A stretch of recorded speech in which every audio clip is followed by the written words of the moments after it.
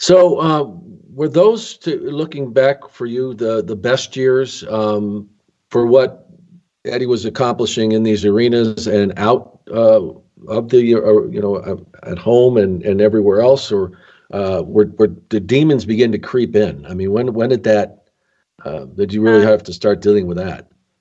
That the demons have been coming in for 10 years before Eddie had come back the second time with WWE. Yeah. So after he went to rehab, the last 4 years of Eddie's life was really enjoyable for us. Not that I didn't love Eddie any less, but it was a real hellhole. When you're dealing with a person that you love so much, and there's these substances that overtake his whole thinking and actions, and you can't fight with them. There's no fighting with a pill. There was no fighting with alcohol, and you really didn't want to fight, to Eddie because it wasn't. I mean, the drugs and alcohol already had control of him, so I didn't even have Eddie with me for a long, long time. So it was pretty touch and go for a while, and it started affecting his work, as of course everybody knows. And I think after the rehab the last time, and he finally, got serious and got a sponsor and did the work that he was supposed to do.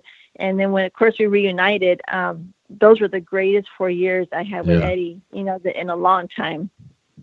Well, and as you said, you never stopped loving him as much as you did. But how difficult was it, especially when that person isn't around all the time and you just have to, there's nothing really you can do except, embrace your faith and hope to God that it's something happens that saves them, then you don't end up losing them. How tough was it during those years? And then you're raising young children too. Right.